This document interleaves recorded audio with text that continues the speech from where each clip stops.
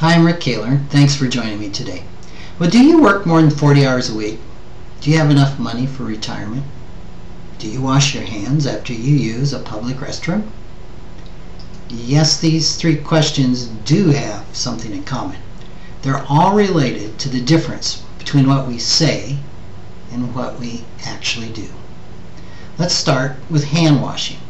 According to Stephen Levitt and Stephen Dubner, authors of Freakonomics, 75% of men surveyed said they wash their hands when they use the bathroom. However, researchers who camped out for hours in a number of men's restrooms found only 10% of men actually wash their hands. Our tendency to overestimate isn't limited to just bathroom hygiene. In a Wall Street Journal article on May 29, 2009, Laura Vanderkam suggested that Americans have a bad habit of overestimating how many hours a week they work. A number of studies and books have championed the notion that Americans are overworked and, of course, underpaid, with the 60-hour work week being the new 40-hour work week. The problem, according to Vanderkam, is that most of the information on these increasing work hours comes from asking people what they work. Now, given our tendency to overestimate, this may not be the best way to obtain our data. Researchers at the Bureau of Labor Statistics conducted a study that required people to keep a time diary of various activities. Then they compared those diary results with other popular surveys. What they found was interesting. People who said they worked 40 to 44 hours a week actually worked an average of 36 hours. People claiming to work 60 to 64 hours a week actually averaged 44. Those claiming to work 65 to 75 hours a week ended up working 55. Now, based on this information, you can probably just subtract 20% from the number of hours people say they work to get the actual number. The fact that people overestimate is nothing new to the field of behavioral finance.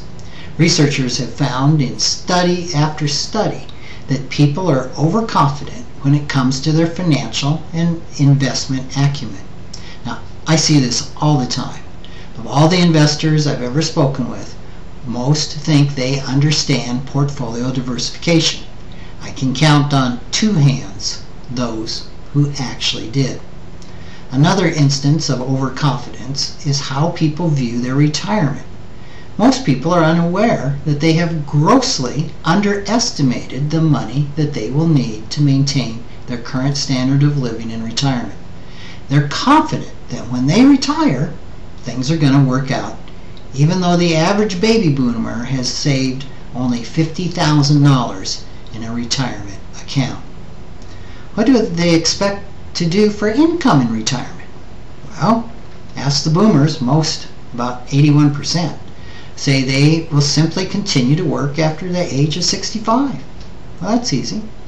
However, what people actually do after age 65 is quite different. A 2005 Department of Labor survey found that only 19% of people over age 65 who wanted to work were actually working. The other 80% either couldn't find employment or couldn't work because of health reasons. You don't need a formal survey to figure out that people overestimate. Just ask any child learning to play a musical instrument. Ask the kid to practice for a half hour. Then clandestinely set a timer. When the child finishes, ask her or him how long she practiced. What she says and what the timer says are often two very different numbers. Trust me, I know. I have two budding musicians at home. Deceiving ourselves about hand-washing habits or practicing the flute probably doesn't matter very much. But deceiving ourselves about retirement savings can have real serious consequences. An important part of preparing for retirement may be learning to overcome our own overconfidence. Thanks for joining me.